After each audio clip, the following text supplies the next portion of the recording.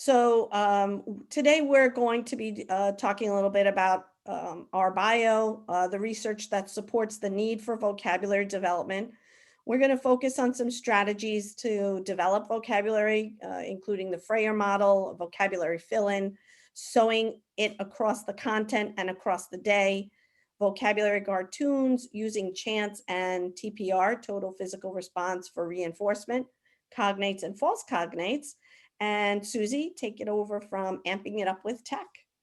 So after we discuss a lot of the different things that we can do, what I wanted to do was show you some examples of things that I have done, we have done in the classroom. So for example, using Seesaw, if your school district has access or you have access to the free version, you can take your Google Slides, put them in Seesaw for further reinforcement, encourage oral language by creating recordings. And then another application that I really like to use, which also has a free version, is Neopod, where you can create meaningful lesson slides, embed assessment tools, Flipgrid, which is awesome if you've ever used it, and it also helps you collect data. Okay. Now I see the screen where it's going to let me take it over, but I'll do that after the next slide. All right. I'm an ELL teacher in Hicksville since 2003. Was formerly in corporate America before joining New York City Teaching Fellows in 2001. I've authored some of the books for Getting Ready for the Nicest Slat. I'm proud to be a mentor to other incoming new teachers. I'm a very strong advocate for my ELLs, and I currently use the co-teaching model and standalone model, where one period a day I'm standalone and the rest of the time I'm co-teaching K-5. I'm a proud mom of two wonderful sons, Rio and Diego. Susie? I'm Susie Cáceres. I'm a bilingual teacher in Hicksville since 2017. I'm currently teaching third grade bilingual education. It's the first year we've had a third grade, so it's exciting. But I also have experience with grades kindergarten through 3. Before I taught in Hicksville, I taught dual language in New York City. And I also taught elementary technology for the entire building in the same school. I'm an advocate for ELLs, and I have 4 kids, Jonathan, Joseph, Anna, and Julia, who are all at school. So I'm in peace today. That's always fun. All right, I think it's going to let me take it over. Okay, there you go. Let's see if it'll let me do that now.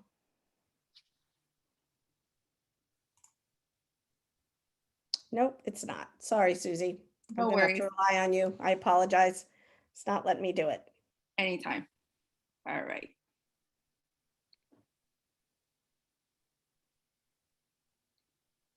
There we go. So we're going to take a look at what the research says and why vocabulary development is necessary. Just click through this for me. You'll see them pop up. Teaching vocabulary helps develop phonemic awareness and reading comprehension. According to Dr. Chevalier Short, students with rich, robust vocabularies perform well in school, which is why we need to increase that vocabulary for them. Content area text that students read include very sophisticated vocabulary, and so do our state exams. And now Nicest Slat as well has very difficult vocabulary, just like our state exams starting in 3rd grade. ELLs who are educated in their home countries can leverage their knowledge to learn words in their new language. And it also leverages and validates their home language when they use L1 to learn L2 by the use of those cognates and making connections. That really says to them, I know something. I'm here to participate and I can bring something to the table. And the authors of Beck, Peretti, and McEwen agree that there's a need to present vocabulary in a meaningful way that connects the students to their prior background. It does need to be explicitly taught to our ELLs so they can close that gap and catch up for the time that they've missed. All right, so let's take a look at some of our vocabulary selection. How do you select which vocabulary to teach?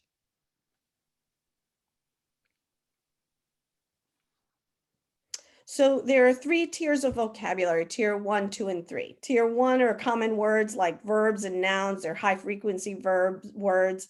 And normally in like first grade, they're going to be learning a lot of those. But for our entering emerging students, those need to be specifically taught because they don't have it in their lexicon like a native language speaker does. The tier 2 words are general academic cross-cultural terms like words you might see on tests or in directions. Describe, argue, characterize, compare, contrast, and those should be explicitly taught to ELLs and non-ELLs as well. And then tier 3 words are typically those uncommon, specific to content related topic vocabulary. So the research shows that we would love to be able to teach all of the words all of the time across all of the day, but that's unrealistic. So the research shows that it's recommended that we focus on our tier 2 vocabulary words to get the most bang for our buck.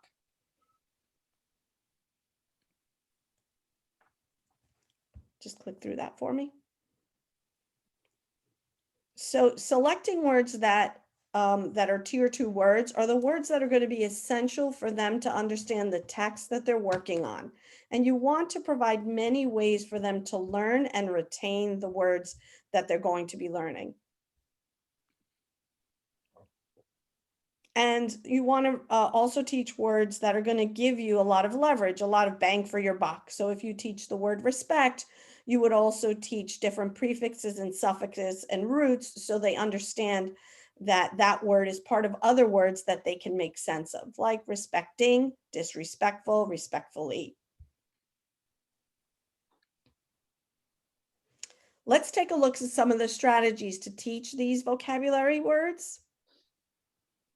Our first strategy that we're going to look at is called the Freyr model.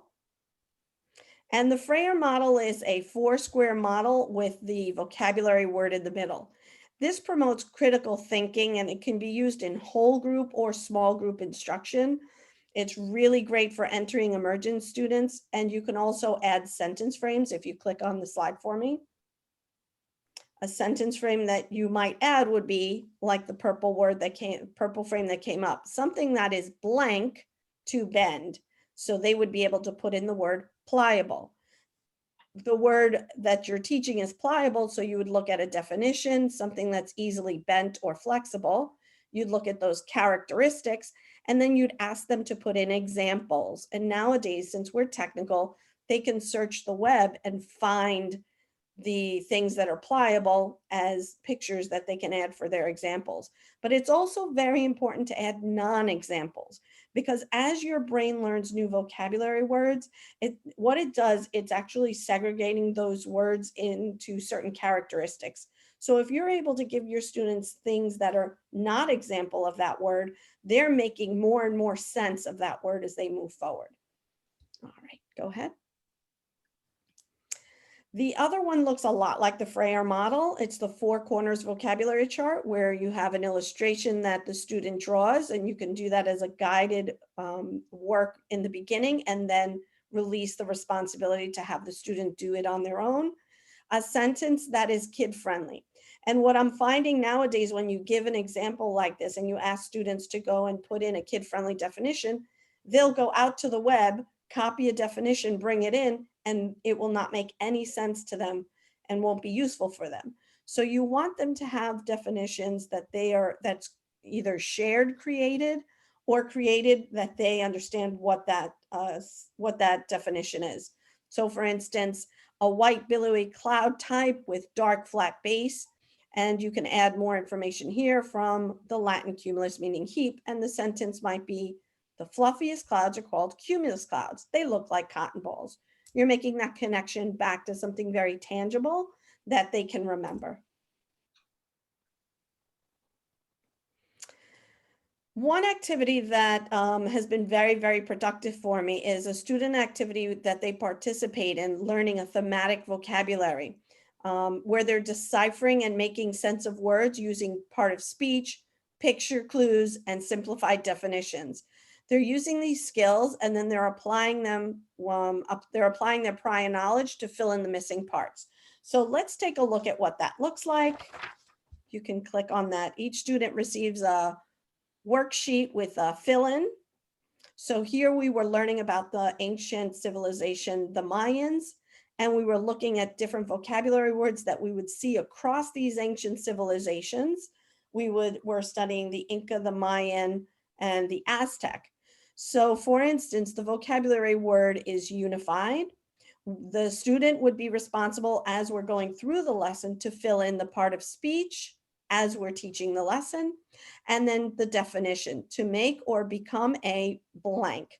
And they're engaging in the lesson to figure out which part of the worksheet they need to fill in. So you can even scaffold this further with having less fill-ins for students that are entering emerging, or take away more of the scaffolds for students that are higher level. But as you can see, there are different parts of the vocabulary sheet. Either they fill in the vocabulary word, or they fill in the part of speech, or they fill in the definition, or sometimes more than one thing. So in number 4, they have to figure out what the vocabulary word, based on the fact that it's a noun, and the definition is an extremely long time without blank that leads to a shortage. So let's take a look at what that looks like in the presentation that you'd be giving. So if you can just go to slide number 26 on our slide there. We were studying our Mayan vocabulary and we're getting down to slide 26. And the word is unified. And as you can see, I have the verb, and when this slideshow plays, different parts comes up. So since the student has the vocabulary word unified on their worksheet, they would see a picture of it. And if you can move away the little box, thanks so much. Okay, so click on that for me. Okay, they're going to see the picture. They're going to see the word unified, and then the sentence frame is to make or become a, and before the definition comes up, they're able to make sense of it by using the picture clue. To make or become a what? And they'll be able to say group. If you can click through that, and then we'll be able to talk about that this is a verb. It's something that you do. All right, and click again for me. Our next word was famine. If you can click on it, okay. They had the word famine. They had to tell us the part of speech, and they had to fill in part of the closed sentence. When there is a, what would you write in for the word that's missing? When there is a blank or not enough blank for everyone. Can you type into the chat, what would you write in to fill in that closed sentence? When there is a blank or not enough blank for everyone.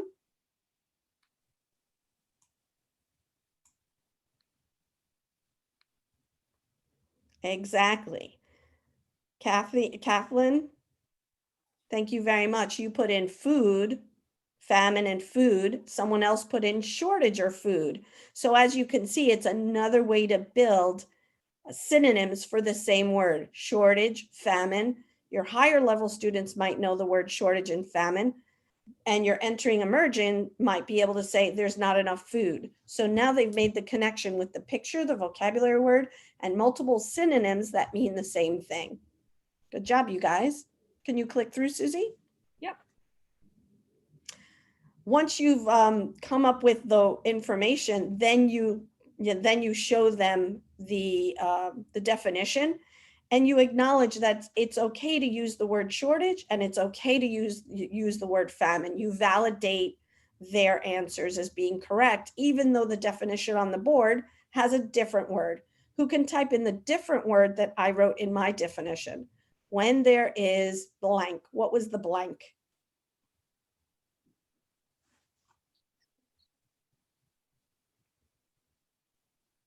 Thank you, Christina, correct. So now they have the word famine, shortage, and scarcity, all synonyms at a higher level to talk about when there's not enough food. What your lower level ELLs entering emerging would say there's not enough food your transitioning, expanding levels now know the 3 other words that mean that as well. Great. Can you click through? Okay. And you talk about how that's a noun. Our last one, click through that.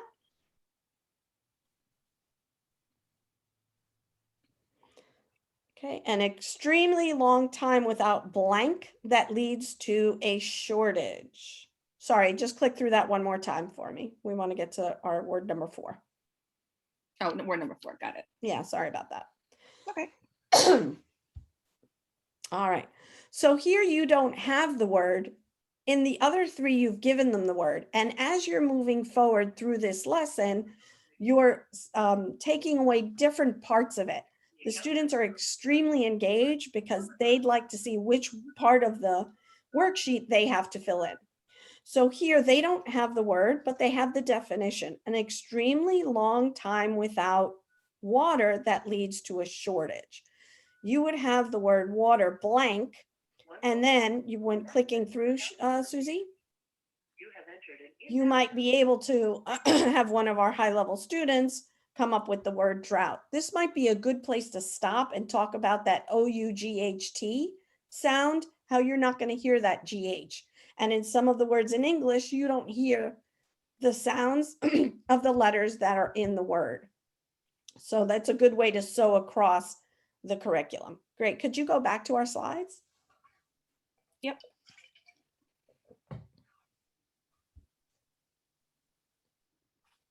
All right, talking just about sewing across the curriculum, if you can click right through that, Suze.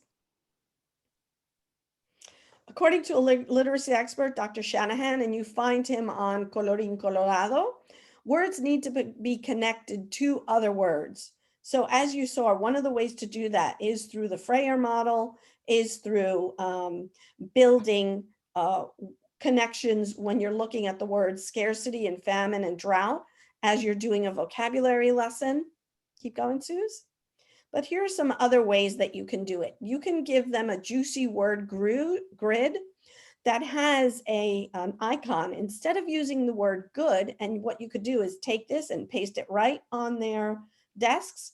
So whenever you're talking about anything throughout a lesson, instead of using the word good, what other word can you use? Terrific, great. Let's use that instead of the word good. Today I'm having a good day. Today I'm having an amazing day, a splendid day, a marvelous day. Instead of using bad. Today's lunch, pizza nuggets, were awful. They were terrible. They were horrible. They were dreadful. This gives you an opportunity to expand the vocabulary using a really easy way of them doing it that's right there on their desks. You can click through, Susie. Another way to do this There you go. is to take a look at the vocabulary continuum model. And I have to give thanks here to my colleague, Miss Karen Reiner, who works at Burns. She actually shared this with me many years ago. What you do is you go to the paint store, you get those free little paint pages that you get with all the colors.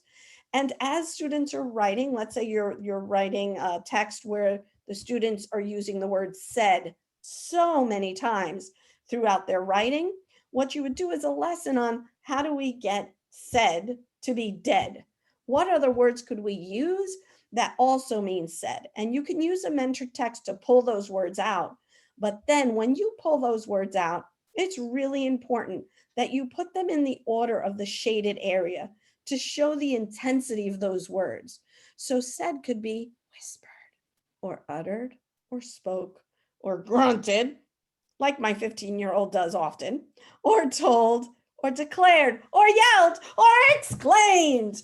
And you know us as E&L teachers love to be extra dramatic, but that's a good way for students, not only our students, all students, to understand the intensity of these words.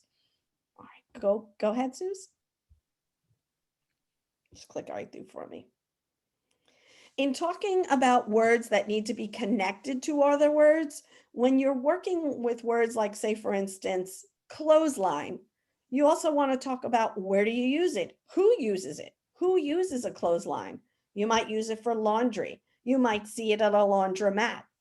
If you're looking at words like roping calves, which is a really hard concept for some of our students, but if you talk about it Where is that word used with cowboys, or knots with fishermen, or rope climbing with a gym teacher, or just a rope with rock climbers and campers?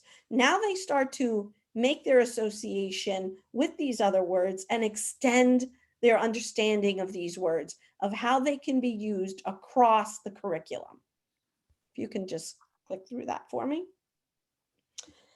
I recently purchased this book. It's really an awesome book. It's called Vocabulary Cartoons 2. And they make a lower model like this and then an SAT model. But it's a really, really fun book. So it's a way to use mnemonics or memory aids that memory experts say are one of the best ways to remember just about anything. So if you take a look at our word abduct, it would mean to kidnap or to carry off by force. And it sounds like duck. So if you look at what they wrote underneath the picture, abducted ducks, helps you remember that it's something that will be taken off because the picture matches the text. So it's a really good book. I recommend it. It's written by, oops, I don't have it here, but it'll be in our slideshow. If you can just go through. There it is. Birchers, 1988. You can click through that. Oh, sorry, I clicked too fast. And they do also some free downloads at vocabularycartoons.com. So it's a great place for you to start to take a look at this as a resource. And then, you know, if you want to buy the book, you can. All right, if you could click through. Another way that we can reinforce vocabulary is by using chants, songs, total physical response, using catchy themes or familiar tunes. Like when I was teaching the digestive system, there's a tremendous amount of science vocabulary that the students need to learn. But if you teach them a catchy tune with TPR, like the mouth is connected to the esophagus is connected to the stomach's connected to the liver, etc., etc. If you teach them those catchy tunes with that TPR and reinforcing the words, then it's easier for them to remember it. So if you can click on that link for me, we can take a quick look at a video. We are at 10 minutes left. You know what, why don't we do this? Since I know that it's later on in your slide, let's click off on that. I know you've got one too. So just click right past that for me. Thank you so much, Susie. And click right past that for me too. All right, so that leads me to you. Thank you so much for being a co-pilot for me. As always, you're amazing. No problem, so are you. Heart. Was that the Justin Bieber heart, right? Yes. So as Lucy said, using TPR, singing, this particular example was from last year, second grade, and we were learning in science about weathering, erosion, and deposition. And those are, a lot of them are tier 3 words, but there's a lot of words in the song that are also tier 2 words that across the curriculum they're going to hear and read. So we sang a song, and it was not just a song, it was like a chant with movement. I want to see if this works. So you can see the video. And please let me know when I press play if you can hear it. Internet.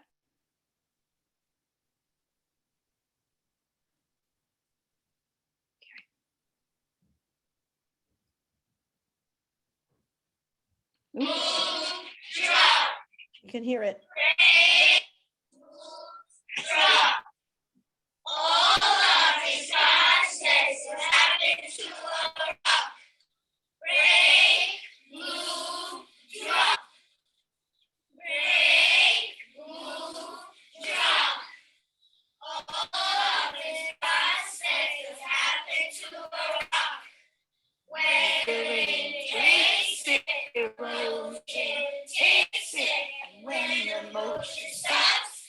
Deposition drops, wind and water moving around, gravity pulls it down.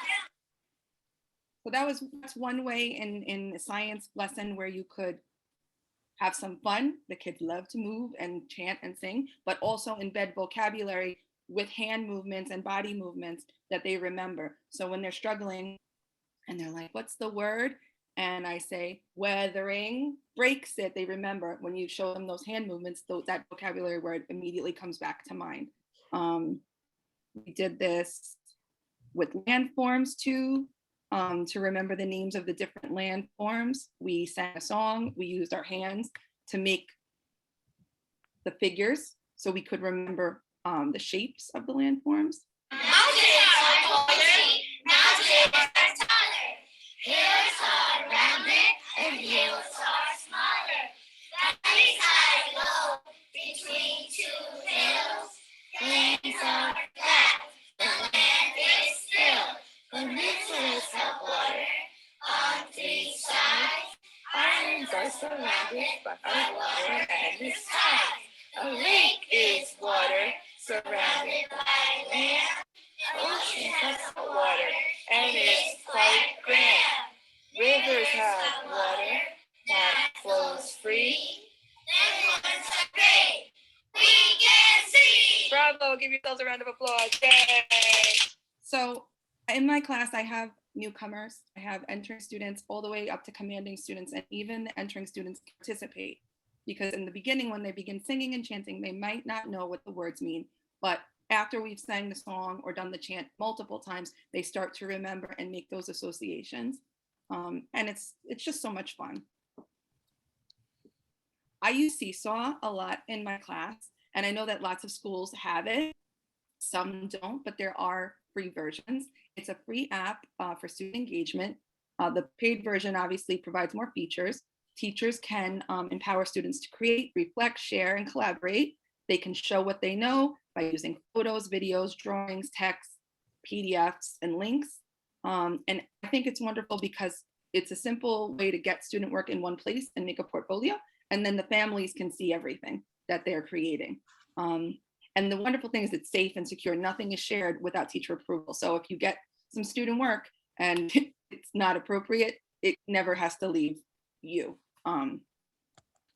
which is great. Should I press play on this one? This is yours, right, Lucy? Yes. So as we were talking about those ancient civilizations, what you can do is once you've taught the slides that we were showing you before, you can import them right into Seesaw. And then the students can practice with the vocabulary words and the definitions by recording themselves. So if you can click on that, we'll be able to hear one of our friends.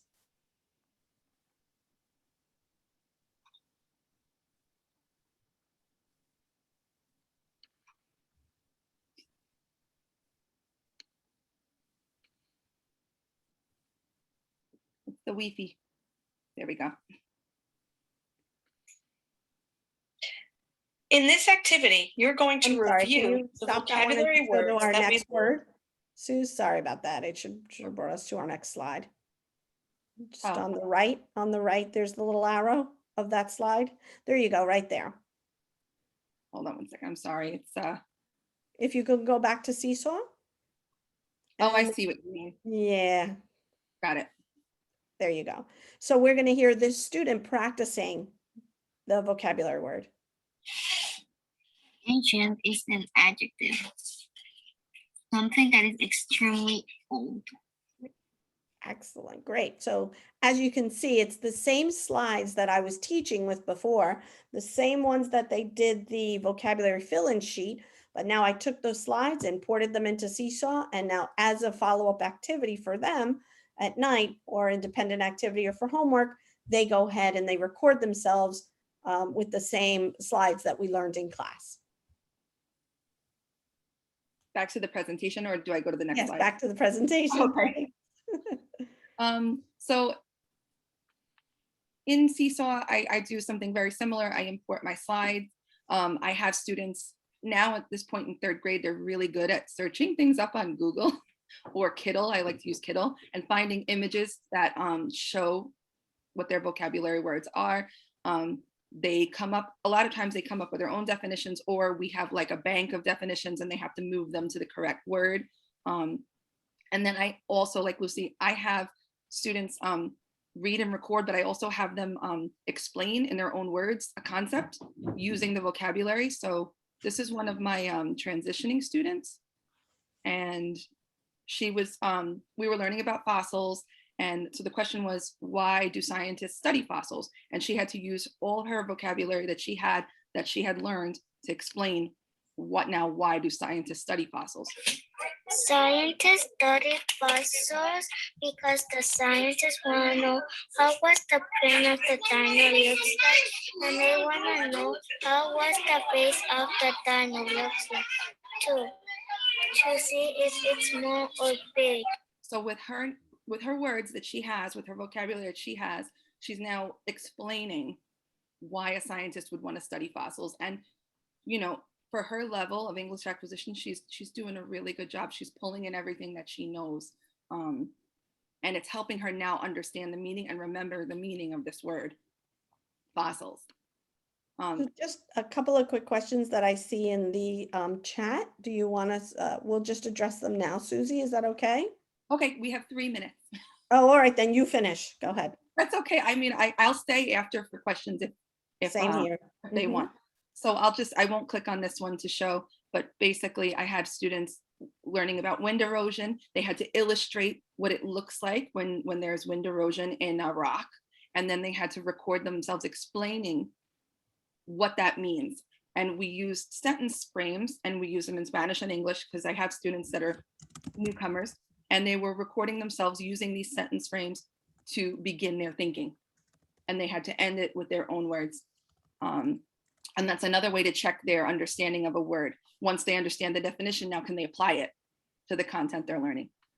I'm just gonna go back to one thing Lucy was saying before. When you teach a new word, it's really important to teach all the variations of it. And one way that we do that in my class is by doing some word manipulation, and we create words with prefixes and suffixes, and we do it in both languages, and then we can see the connection and we can see the cognates. So like, I just put 2 examples here. We did impar, no es par, it's odd. I was gonna say uneven. It's odd in English, and unaware. So the kids had to break the word into prefix, root word, and then write the new meaning of the word when you add the on.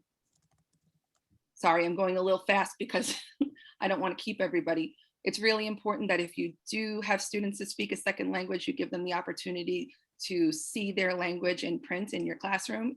If you can, in a bilingual classroom, obviously you're going to see that, but even for ELL students, if you are able to get students visuals and translations of important words and important concepts in the class, it's really going to engage them in their learning, and they'll be able to make connections that they wouldn't otherwise be able to make. So these are some charts I have when we're learning different vocabulary skills like synonyms and position and direction words.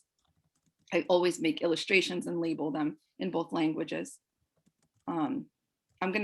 This will be in the slides that will be on the Padlet that you can go back and look at, but these are some really important things that to attend to, especially if you're teaching Spanish speaking students, the cognates that you have in parts of speech and in, I was just teaching this to my students last week, actually. The ly in Spanish is mente, actually becomes actualmente. And you could see the light bulbs in the class going off for a couple of my students who are newcomers, making that connection. Again, cognates, if you are able to provide them for students when you're teaching vocabulary or when you're teaching anything, math is one of my favorite places to use cognates because a lot of the words are cognates. You should have that available for them. And the last thing I wanted to talk about, but it doesn't look like there's any time left, was how I use Neopod in the classroom. So if you have to leave, I understand. It's a really great tool. A lot of people use it. A lot of people also use PairDeck, which is very, very similar. I import my lessons from Google Slides, and you can embed images, examples, little comprehension checks with little mini quizzes to just check comprehension throughout the lesson so that you can identify quickly if students are not with you. I'm on remote this week learning, and this has been a lifesaver because they're not there in front of me. I can't see, sometimes I can't see their puzzled looks and when they're in a little tiny square. So that's been really helpful.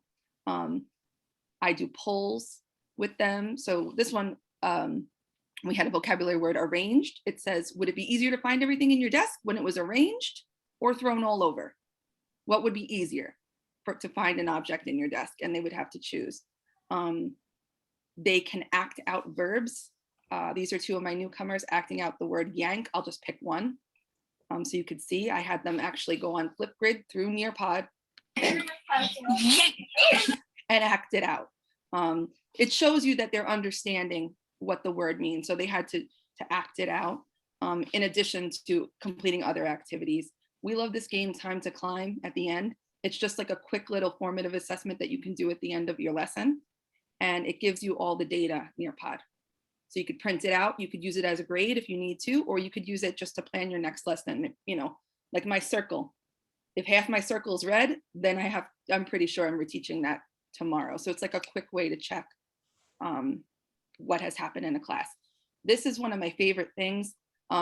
They love this. This is the collaboration board. Our word was cheated. It says, what can you do if you feel someone cheated? Not only is it great because you can see what their thinking is, it also gives you a little giggle because a couple of my friends thought I should call the cops if someone was cheating on a test. And I had to address that. I'm like, no, that's not a crime. It's bad, but we wouldn't call 911.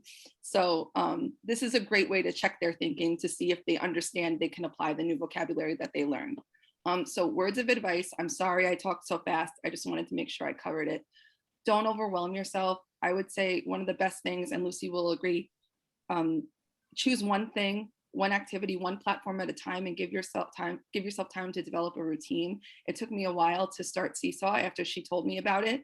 And that's only because it takes you a while to wrap your head around something and really learn it. So one thing at a time, baby steps, and there's always a light at the end of the tunnel.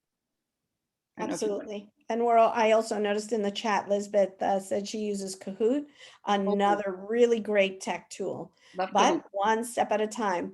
We're hoping that you're able to change your light bulb and take one thing away from this that you can use tomorrow. And we'd like to thank you all for taking the time to improve your practice, to think about your students, and to spend time with us. Thank you to the Long Island Arbor, to our supervisor, Lisa Strata, and to my most wonderful co-teacher, co-partner, co-friend, Susie Cassidy. Thank you.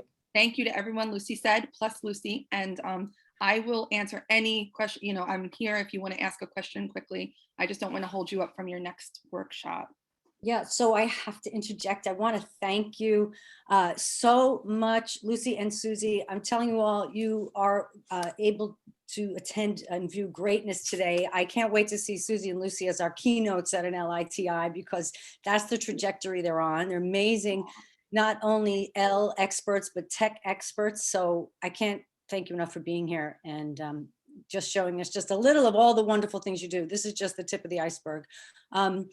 I'd like everyone to please take a moment and complete the evaluation. I did paste the link in the chat, but you can find the evaluations to all of the sessions today on the Padlet. The conference Padlet link was pasted in the chat as well. I'm sorry that we are going at such a breakneck pace, but we're trying to stay on schedule for everyone. And so with that, I am going to close the room. Unfortunately, I have to close the room in order for me to open up my next session. So we won't have time for questions. However, if you would like to reach out to Susie and Lucy, you can email us at the Long Island Auburn and we can connect you with them. So thank you again. And I hope you enjoyed this session. Thank you, Take Heather. care, everybody. Thanks, Heather. Thank you. Thanks, everybody. All right.